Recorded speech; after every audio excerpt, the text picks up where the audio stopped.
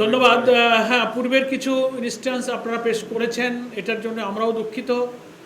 কালকে যখন আমরা পুলিশ হেডকোয়ার্টারে এসব নিয়ে প্রায় ঘণ্টাখানেক আলোচনা করেছি, এই সব প্রসঙ্গগুলো এসেছে।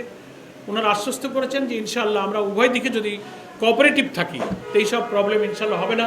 জনগণের মধ্যে গণতান্ত্রিক চেতনা, পরমত সহিষ্ণুতার চেতনা ইনশাআল্লাহ বেড়েছে। আমরা সে ব্যাপারে আন্তরিক এবং ধৈর্যশীল থাকব। সেকেন্ড হচ্ছে যে এই লং মার্চে 11 দলের প্রত্যেক শীর্ষ নেতা ইনশাআল্লাহ উপস্থিত থাকবেন। আমাদের জামাত ইসলামীর সম্মানিত আমির, বিরোধী দলের পার্লামেন্টের যিনি আমাদের leader doctor Shafiqur Rahman MP, তিনিই থাকবেন শীর্ষভাগে। ডক্টর কর্নেল অলি আহমদ সাহেব, নাহিদ ইসলাম, আল্লামা মামুনুল হক এবং অন্যান্য যে রাজনৈতিক দলের নিজামে ইসলাম, তারপরে আমাদের খেলাফত মজলিস, বাংলাদেশ খেলাফত মজলিস, তারপরে AB party, Bangladesh development party, labour party, সব নেতৃবৃন্দ, শীর্ষ নেতৃবৃন্দ, জাকপা, আমাদের এই সব দলের নেতৃবৃন্দ ইনশাল্লাহ এই বহরের শীর্ষভাগে শীর্ষ নেতারা একসঙ্গে ইনশাল্লাহ থাকবে। আপাতত আমরা পুলিশকে দিয়েছি স্পটগুলো, থাকেন আমির জামাত সহ সেন্ট্রাল অ্যাপেক্স বডির একটা পলিসি থাকে। আমাদের কথাবার্তা সেই সব ফোরামে একটু নীতি নির্ধারণী বিষয়ে আলোচনা করা ছাড়া সিঙ্গেল কমেন্ট করাটা আমরা সমীচীন মনে করি না।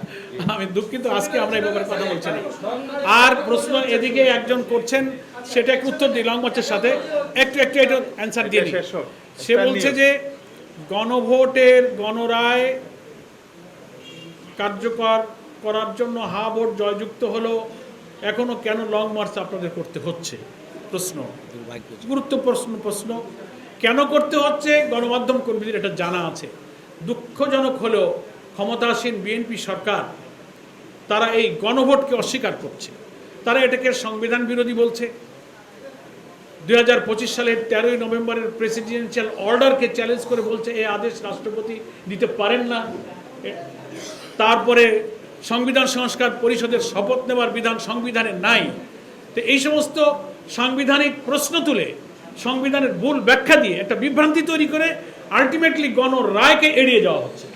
ফলে পার্লামেন্টে আমাদের যিনি লিডার অফ দি অপোজিশন এবং 11 দলের এমপিরা প্রচণ্ড চেষ্টা করছেন, 68 ভিত্তিতে নোটিশ দিয়েছেন, বারবার বিতর্ক হচ্ছে, নিষ্ফল আলোচনা কোনো শেষ নেই।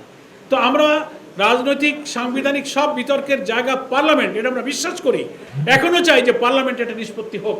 যতক্ষণ তা হচ্ছে না ততক্ষণ নিয়মতান্ত্রিক গঠনমূলক কর্মসূচি দিয়ে আমরা যে 70% জনগণ হা বলেছে, আমরা সেই জনগণের সাথে রাজপথেও আমরা থাকতে চাই। তবে আমার এই প্রোগ্রামটা হবে কনস্ট্রাকটিভ এবং রেসপন্সিবল।